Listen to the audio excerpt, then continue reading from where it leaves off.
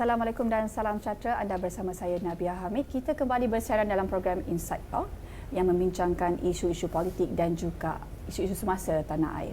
Baiklah, kalau kita lihat banyak kemelut yang berlaku dari segi ekonomi, politik, perkembangan COVID. Macam-macam yang berlaku kebelakangan ini. Namun hari ini tajuk kita, semua salah DAP. Kalau kita ikut media sosial, isu perkauman ini masih tidak putus-putus. Saya petik kajian daripada ahli akademik yang dijalankan bersama Suruhanjaya Komunikasi dan Multimedia Malaysia SKMM pada September tahun lalu yang dilaporkan sebuah portal yang mengatakan 80% kandungan bahan di sosial media pada akhir tahun itu berbaur perkauman.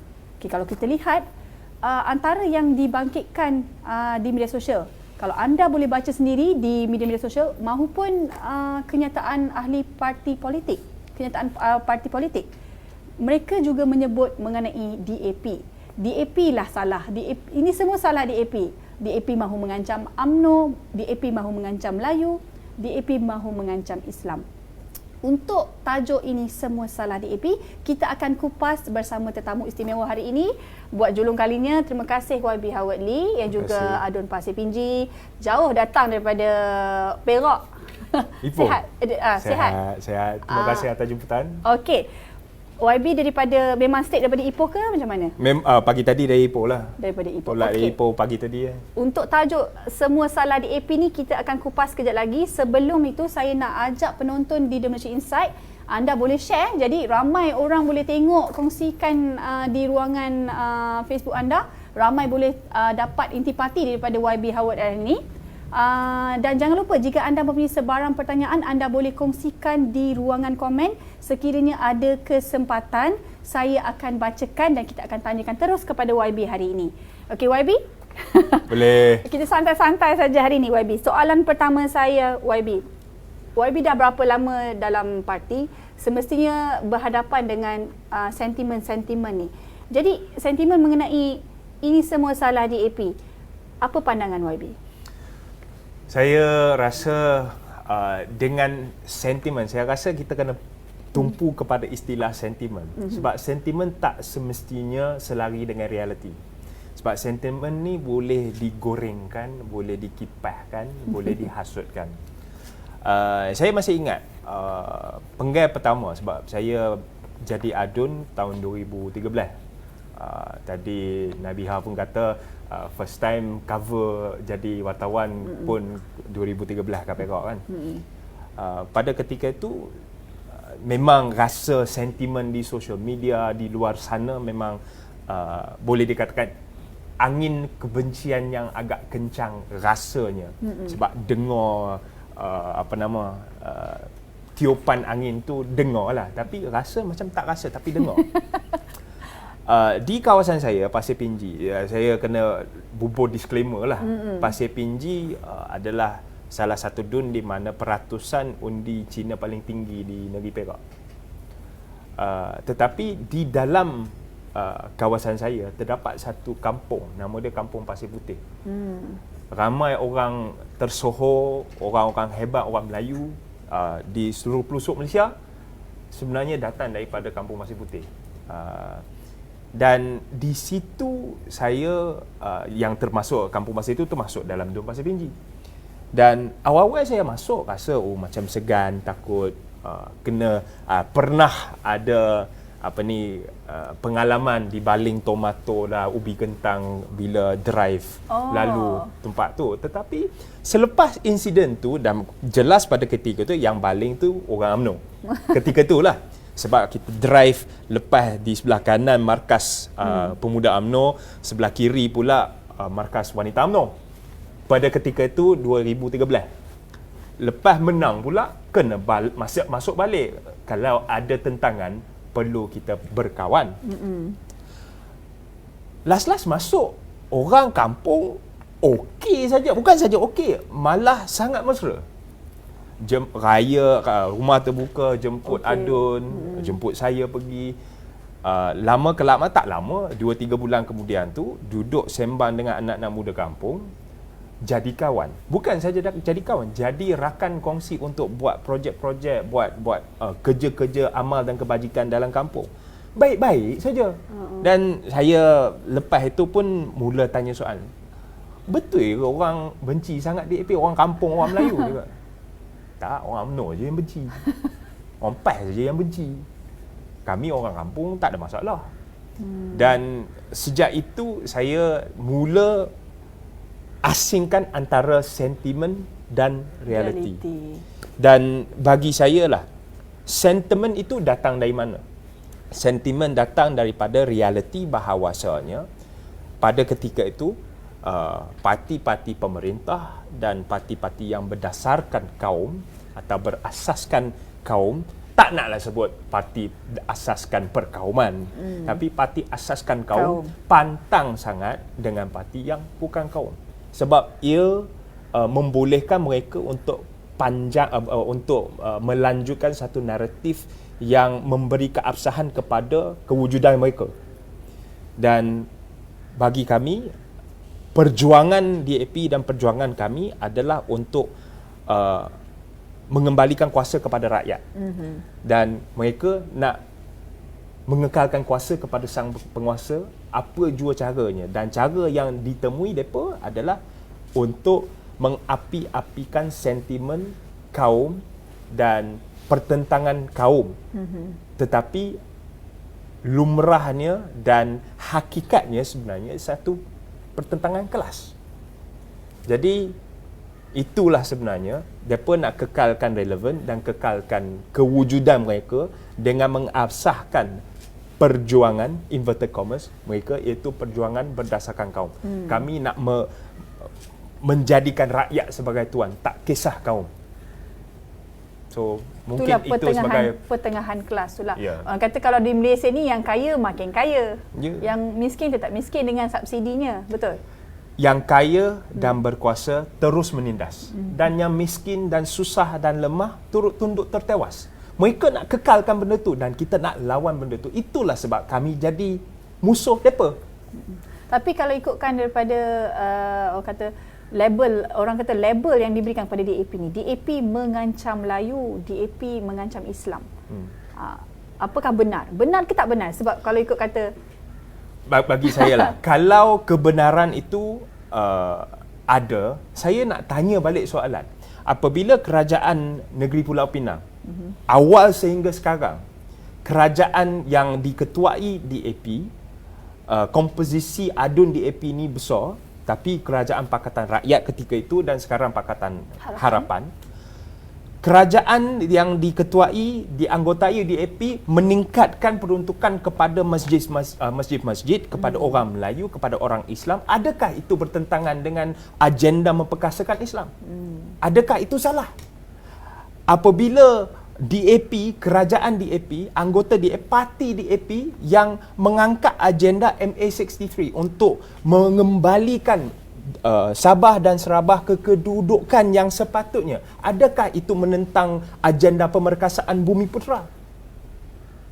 Apabila DAP lah yang memperjuangkan kembalikan hak kepada rakyat, iaitu bagi orang yang miskin dijaga secara lebih, tak kisah dia Melayu, Cina, India, Iban, Kadazan, dan untuk kita pastikan yang kaya dan berkuasa menurunkan harta dan menurunkan kuasa mereka kembali kepada rakyat. Adakah itu melawan Islam dan Melayu? Tidak, sebab yang miskin dan lemah di bawah ni Melayu ramai juga. So kalau itulah salah, itulah biar kita sajalah. temanya semua salah DAP kan. Biar sajalah. Okey, YB, saya kan memang hangat hari ini, dah lebih pada 250 orang menonton kita hari ini. Saya tak sempat lagi tanya soalan nombor 2. Dah ramai orang tanya, tapi saya bacakan dulu sedikit sebanyak penonton. Okey, daripada Soman Arasu, is DAP a legitimate party? If it's so, why the Malays are frightened of them? Perhaps long time indoctrination by Malay parties, especially by Dr. Mahathir. Baru-baru ni pun kalau saya ingat Dr. Mahathir ada mengatakan, YB pun tahu kan kenyataan daripada Dr. Mahathir sendiri. Okey, DAP terlebih perasanlah tentang pernyataan semua salah DAP, masyarakat tak ambil pot pun, kata Jaafar Ismail.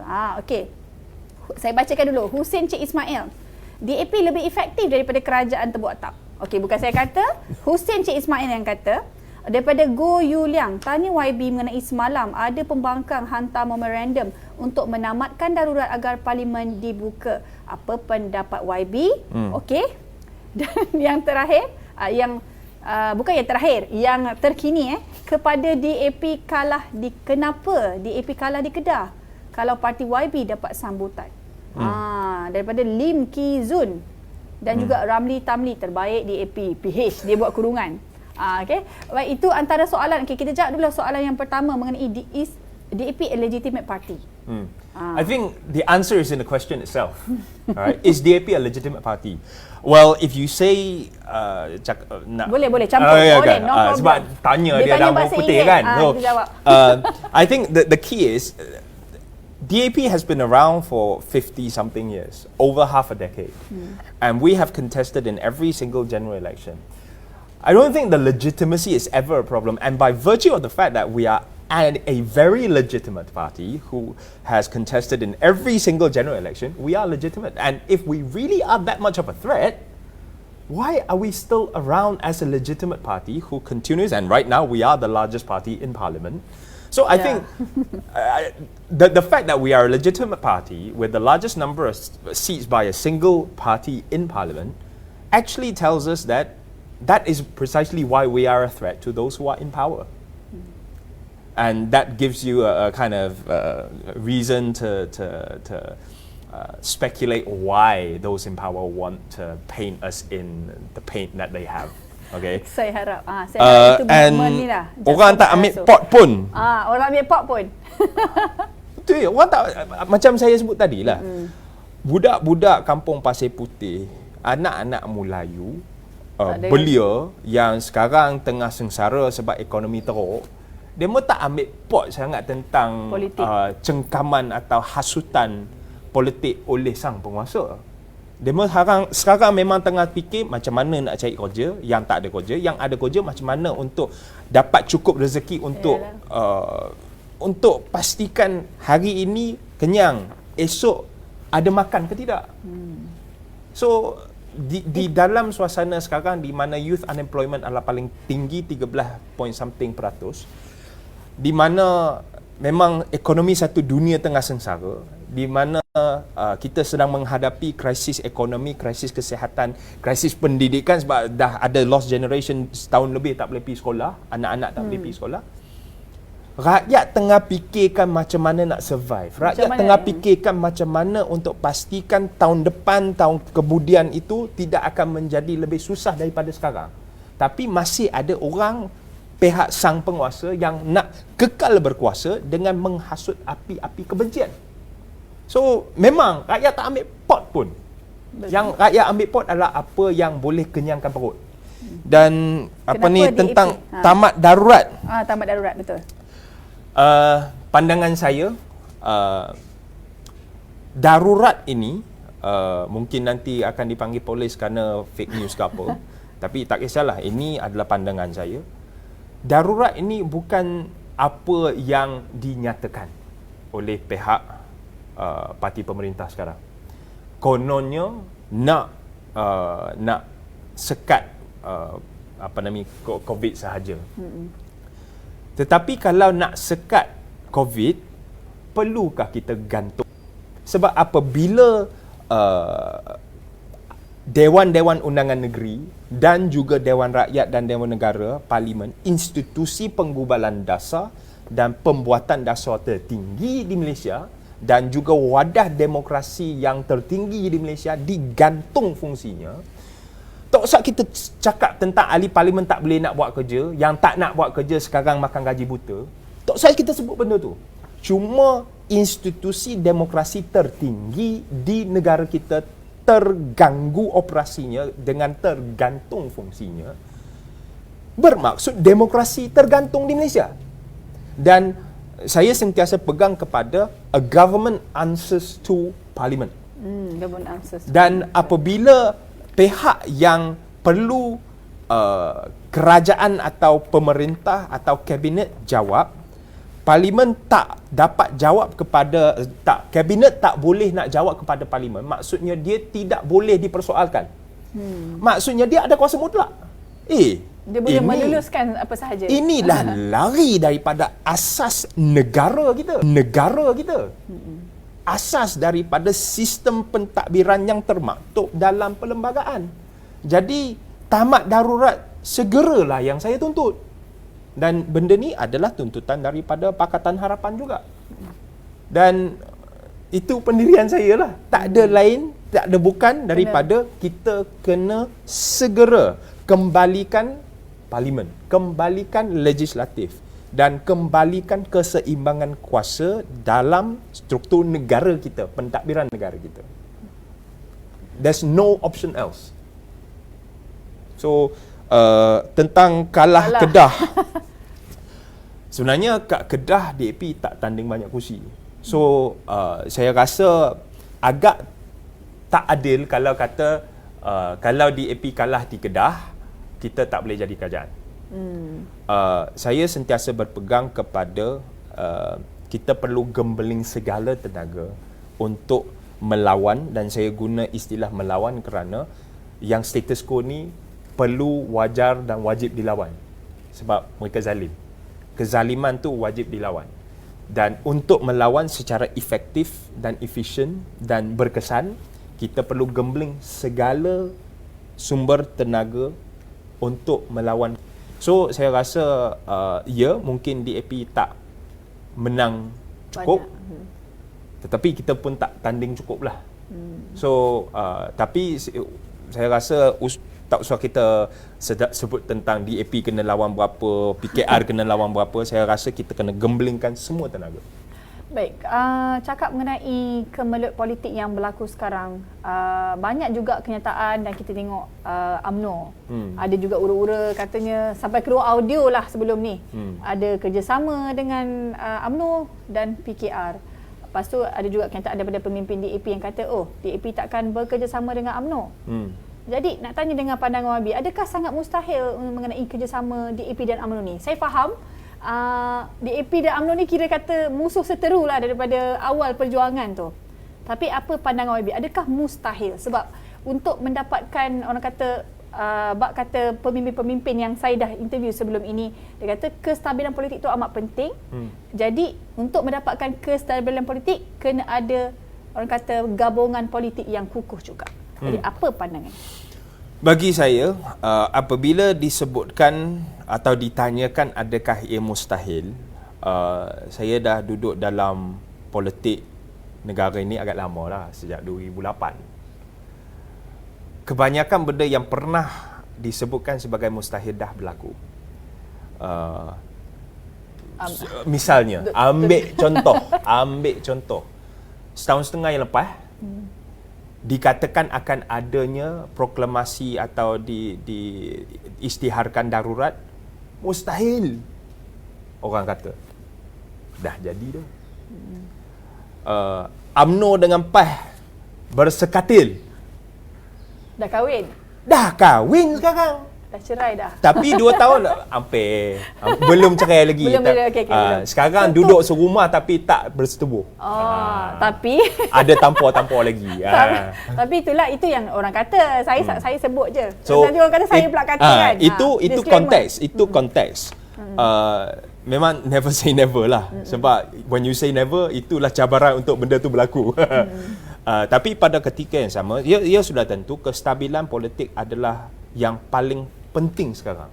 Tapi yang memegang kuasa, yang berada di tampuk kuasa sekarang, asyik saja cucuk, asyik saja nak lawan, asyik saja nak gaduh, asyik saja nak menyahstabilkan politik, sehingga sebab dia nak buat tak stabil, dia buat syarat untuk tak stabil itu hanya setakat demo saja untuk kekal berkuasa. Tapi benda tu letak tepi juga. Bagi saya yang sangat penting sekarang adalah rakyat kena dikembalikan kuasa rakyat. Yang membuat keputusan bukannya pemain-pemain politik, bukannya sang penguasa, bukan elit parti politik. Rakyat perlu buat penentuan.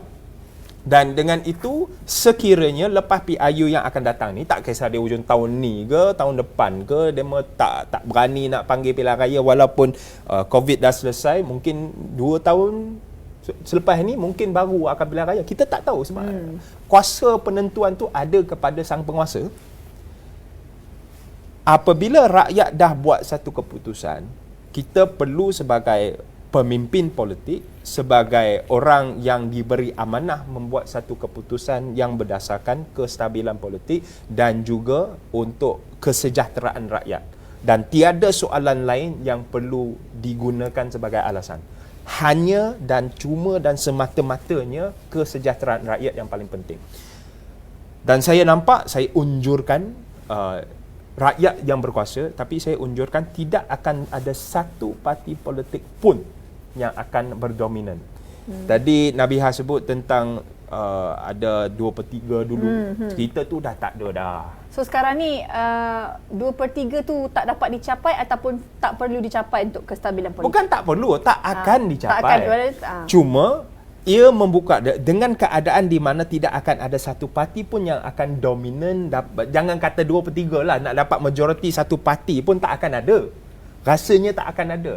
UMNO sebelum ni dia kata dia nak tanding 90 kursi aja. 90 tu 20 kurang daripada 111.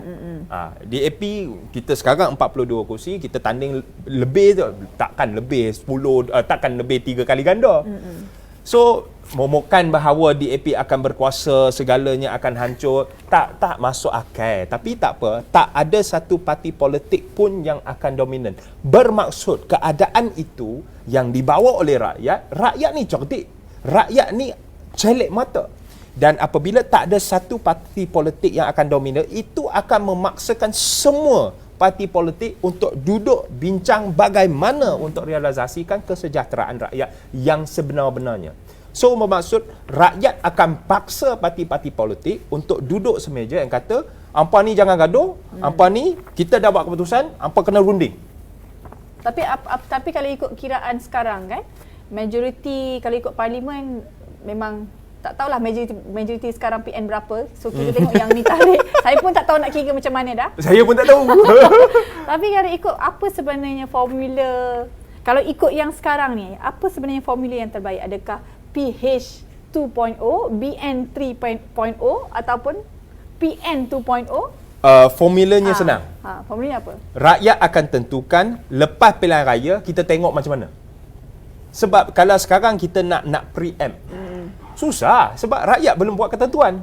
Misal katalah lepas pilihan raya tu nanti katalah ada orang kata kerjasama di antara, ada orang kata DAP menang sekian-sekian kerusi, katalah gabungan di antara DAP, PKR, Warisan dan sebagainya, dan memerlukan juga dengan kerjasama dengan UMNO. Adakah boleh diterima juga ataupun kalau rakyat dah kata inilah apa yang kami hendak, siapa parti politik untuk menolak? Yang menolak kehendak rakyat tu parti politik yang bodoh lah. Dan saya rasa ada juga parti politik yang bodoh, tapi DAP bukan antara mereka lah. Okey, sekejap saya bacakan sedikit sebanyak daripada komen penonton.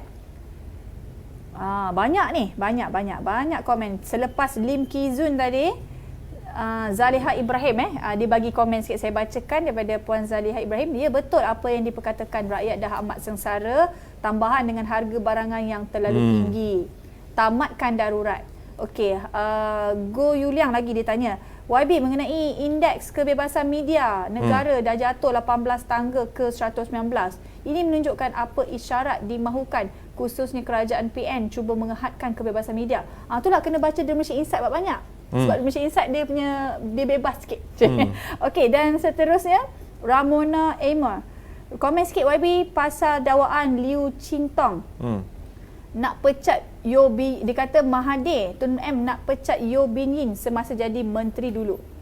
Okey, saya baca yang tu dulu. So mungkin YB boleh komen dulu mengenai indeks kebebasan media tu. Indeks kebebasan media, okey. Saya nak patah balik kepada zaman Pakatan Harapan dulu. Antara kritikan yang datang daripada penyokong kami sendiri dan juga oleh pihak-pihak tertentu adalah kenapa Pakatan Harapan tak guna kuasa yang ada untuk sekat mulut-mulut celupa yang menghasut, yang bakar semangat perkauman. Kenapa tak guna kuasa yang ada kepada pemerintah untuk humban demo masuk penjara? Kebebasan media ini dia macam pisau yang tajamnya dua-dua belah. Apabila kita nak bagi atau membiarkan kebebasan itu untuk menjelma, akan ada serangannya apabila kuasa itu disalahgunakan. Kita terima. Sebab kebebasan itu apabila sudah tentu kita adalah sembang dengan social media yang berbau perkauman dan kebencian, itu cuba kita moderate. Tetapi benda kebebasan yang kita buka ruang sepenuh dan sebuka-bukanya ketika kami jadi kerajaan, ada juga suara-suara bantahan. Tetapi kami bangga bahawasanya kita tak sekat kebebasan media dan kebebasan bersuara, sebab itu adalah yang termaktub dalam perlembagaan. Tapi jangan sampai jadi jenayah lah, jangan sampai kita hasut kebencian. Tapi sekarang ni yang menjadi masalah. Sekarang sebab kerajaan entahlah tebuk atap ke apalah, Kerajaan Perikatan Nasional, Muafakat Nasional, Barisan Nasional, apa nama jua pun sekarang dema ni tengah tension. Sebab dema tengah gaduh sesama sendiri. Memang duduk serumah tapi bukan sampai dah lepas tak setubuh dah, sekarang dah tampar saling tampar menampar. Dan benda tu dema tak nak terlampau tertular. Tetapi pergaduhan tu terlampau kuat, terlampau lantang tak sehingga orang kat luar rumah pun dah dengar je lah. Jadi saya rasa demo nak elak benda ni daripada rakyat komen berkenaan dengan ni, dan cara terbaik untuk sekat benda ni adalah untuk sekat media daripada melaporkan hakikat. Dan itu satu yang bahaya, sebab perubahan negara yang kita saksikan daripada merdeka sehingga sekarang, media memainkan satu peranan yang sangat besar dan penting untuk menyedari rakyat tentang apa yang sedang berlaku dan kebenarannya.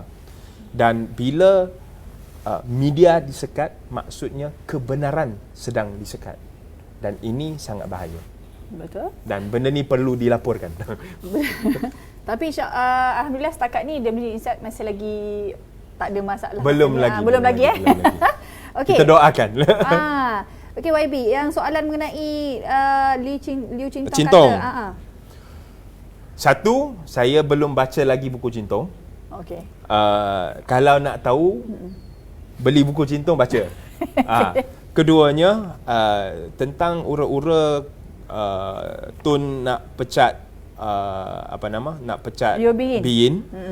Perkara itu saya pun dengar ura-uranya lah pada ketika itu berkenaan dengan Linus.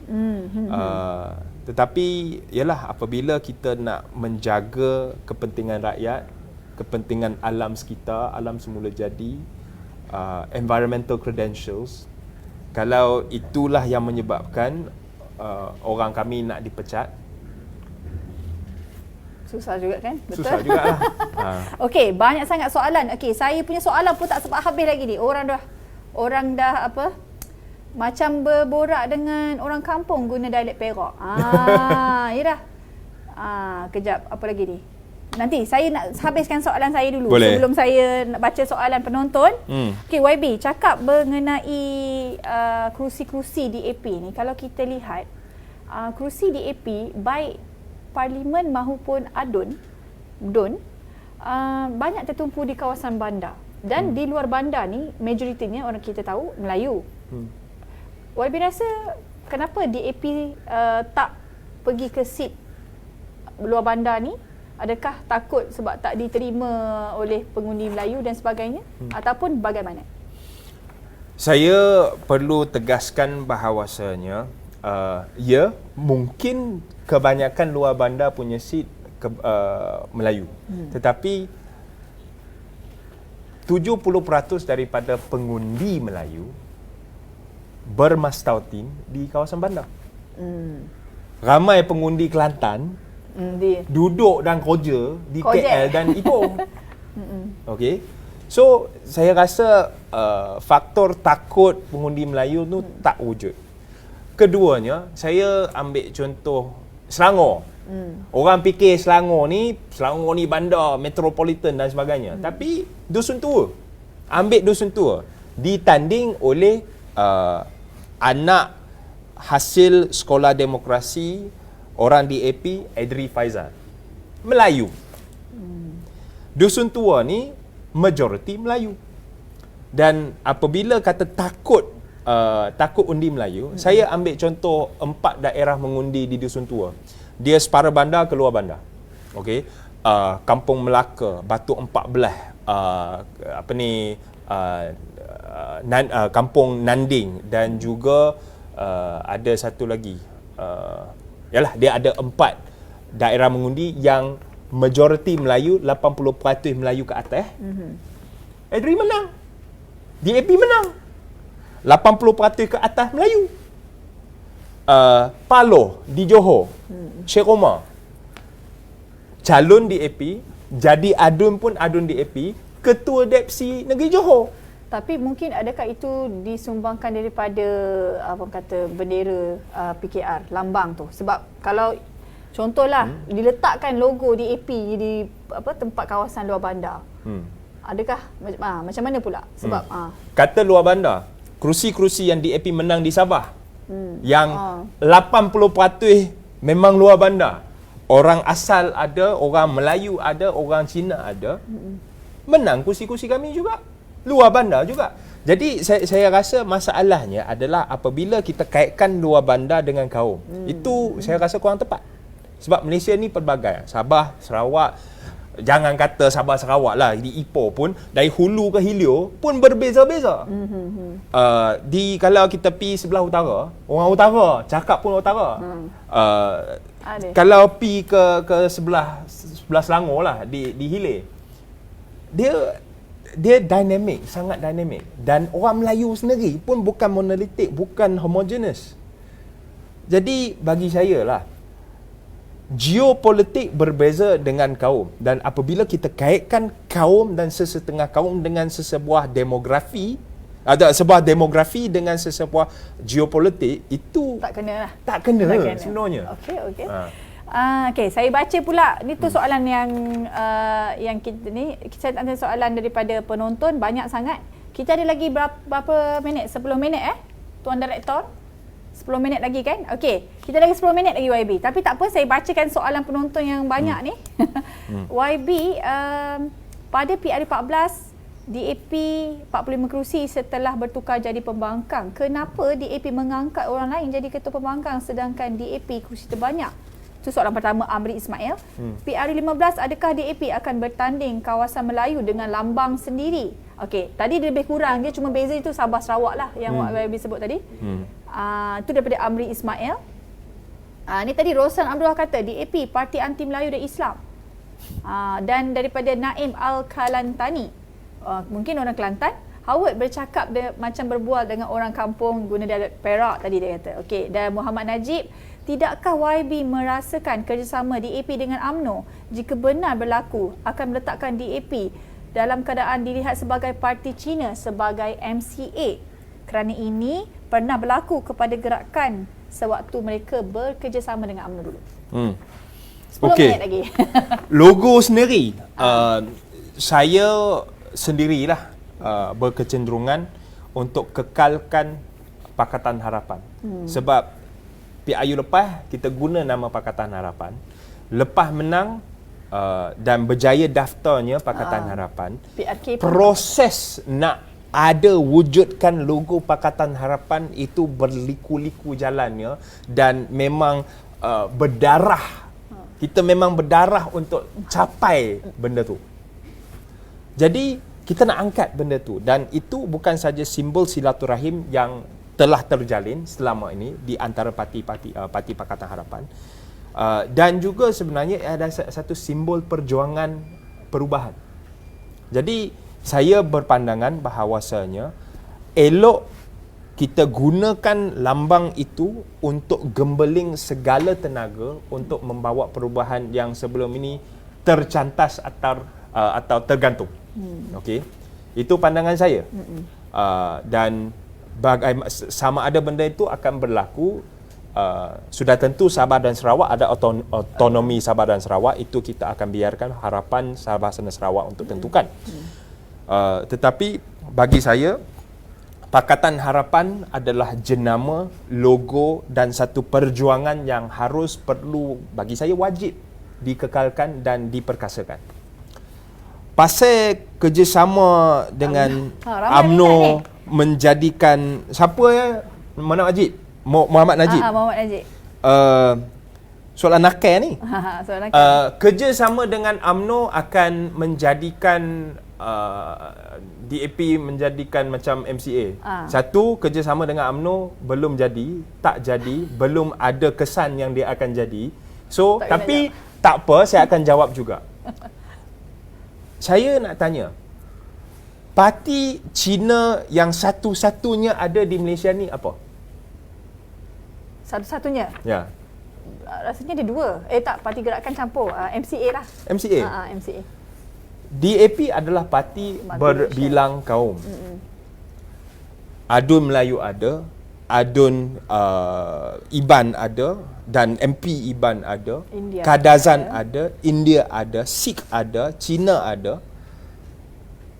Untuk menyamakan MCA dengan DAP dalam sesebuah pentadbiran, itu saya rasa langsung tak kena. Sebab MCA jadi parti yang mereka sekarang adalah kerana mereka adalah parti kaum, berdasarkan kaum yang memainkan peranan untuk mengetengahkan, tapi gagal, mengetengahkan agenda kaum dia sendiri. Kami mengangkat agenda rakyat Malaysia dan bangsa Malaysia. Mustahil untuk jadi macam MCA. Tapi mungkin dipersoalkan sebab majoriti Cina kot. Majoriti katanya. Tapi memang majoriti lah kalau ahli parlimen. Majoriti, okey, kita tak pernah persoalkan MCA. Kita tak pernah persoalkan MIC, dan lebih penting lagi, kita tak pernah mempersoalkan majoritinya, bukan majoriti, semua ahli parlimen UMNO adalah Melayu.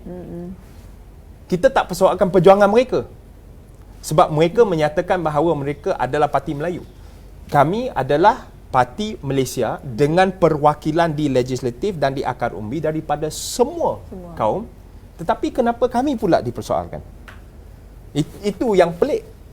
Tapi di sini saya menyatakan bahawa tidak, memang mustahil lah. Mustahil untuk jadi MCA sebab perjuangan pemikiran, ideologi, pegangan kami memang totally berbeza.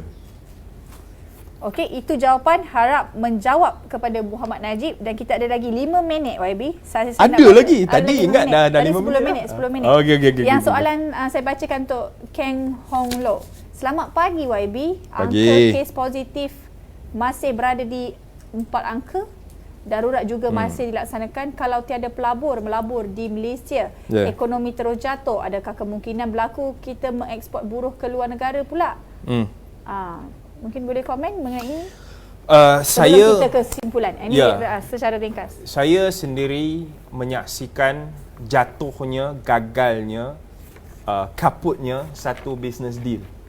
Saya sebagai perunding. Di mana sebuah syarikat yang nak tanda tangani satu perjanjian antara dia dengan satu joint venture dengan sebuah syarikat daripada Eropah. Deal itu melibatkan sekurang-kurangnya 100 lebih pekerjaan, 150 pekerjaan, di antaranya 30 daripada 150 pekerjaan itu adalah bergaji sangat tinggi. Dan sudah tentu ada syaratnya, peratusannya daripada orang tempatan, orang Perak dan orang Malaysia. Hari ini umumnya proklamasi isytiharnya darurat, partner yang nak sign, yang nak beli tanah itu, nak melabur tu, dia masih okey lagi tau. Dia kata okey, emergencies are everywhere. Tapi hari kemudian ni apabila ordinance dia keluar, di mana kerajaan boleh ambil alih harta, sumber manusia, segala sumber, tiba-tiba di situlah dia buat keputusan, baik, janganlah. Jadi di situ adalah satu contoh di mana 30 peluang pekerjaan bergaji tinggi dan yang bakinya jumlahnya 150 telah dinafikan. 150 orang Perak, orang Malaysia telah dinafikan pekerjaan sebanyak 150. Jadi apabila ada menteri yang, saya tak nak guna istilah bodoh tapi saya payah nak cari istilah lain, tak cerdik, kata darurat tak akan menjejaskan keyakinan pelabur, itu pemikiran songsang. Dan kita dah tengok Toyota Tires lah, ada banyak Hyundai lah telah pindah ke negara jiran kita. Dan apabila kita sekarang tahu ada betapa besar peluangnya apabila kerajaan Indonesia akan membuat pelaburan yang sangat besar untuk memindah ibu kotanya ke Kalimantan. Di situ satu peluang yang boleh kita synergize antara Malaysia, antara Sarawak dan Sabah dengan Indonesia untuk menjadikan Malaysia, daerah Nusantara ini sebagai satu tempat di mana tumpunya pelaburan dari seluruh dunia. Tapi kerajaan Malaysia, sang penguasa sekarang yang memegang tampuk kuasa, masih nak main politik dengan sekatnya kebebasan untuk kita menjadi lebih baik. Rakyat bawah yang sengsara, rakyat yang di bawah yang jadi mangsa lah. Jadi bagi saya tak mustahil rakyat Malaysia, rakyat miskin kota, buruh tani, mahasiswa sekarang mungkin terpaksa mengeksportkan diri sebagai buruh gaji rendah. Kelak nanti bila Kalimantan menjadi pusat tumpuan ekonomi keseluruhan rantau Nusantara. Tapi masih belum terlambat untuk kita buat apa yang perlu. Bawa perubahan. Baik, itu daripada soalan jawapan kepada Keng Hong Loh. Kalau ikutkan secara ringkasnya YB mengenai semuanya salah DAP, apa yang YB nak sampaikan kepada penonton di Malaysia Insight? Semua salah DAP, adakah benar? Ni pandang kamera. Okay. Segala yang kita saksikan sekarang di lanskap politik negara kita, khususnya dengan naratif-naratif, hasutan-hasutan daripada pihak-pihak yang tidak bertanggungjawab menyatakan segalanya adalah salah DAP. Kita guna logik. Boleh tahan hebat DAP juga kalau kesemuanya salah DAP. Tetapi realitinya, hakikatnya adalah segala naratif ini adalah satu penutup untuk pertentangan kelas yang sedang berlaku di Malaysia dan sebenarnya telah sekian lama berlaku. Tetapi penutupan pertentangan kelas ini dengan pertentangan kaum yang dimomok-momokkan oleh pihak-pihak tidak bertanggungjawab ni, itulah sebenarnya yang rakyat perlu lawan, rakyat perlu tentang. Sebab rakyat di bawah sini, rakyat bawahan, rakyat marhin, pekerja, buruh, tani, mahasiswa, rakyat miskin kota, kita di bawah sinilah sebenarnya yang perlu dikembalikan berkuasa. Dan mereka di atas sana yang sedang berkuasa nak kekalkan kuasa mereka. Kita perlu bangkit. Kita bangkit secara bersopan santun. Kita bangkit sebagai rakyat Malaysia menuntut hak rakyat Malaysia untuk kembali ke jalan dan landasan betul, iaitu jalan demokrasi berparlimen supaya rakyat boleh kembali berkuasa. Semua salah DAP? Sebenarnya salah demo saja. Bagus YB. Tengok YB pun orang kata telah, kalau ramailah yang first time tengok YB, mungkin sebab YB daripada kata Perak. Macam kalau kata belah-belah ahli parlimen lebih dikenali lah kan selepas sebelum ni. Macam kalau macam kawan-kawan saya sendiri yang tak mengetahui politik sangat, dia kata YB cakap Melayu, baca bahasa kebangsaan sangat fasih, cakap Perak lagi kan. Bahasa Melayu kurang lah, bahasa Perak okey lah. Okey lah. Kira halal lah tu, halal. Okey lah.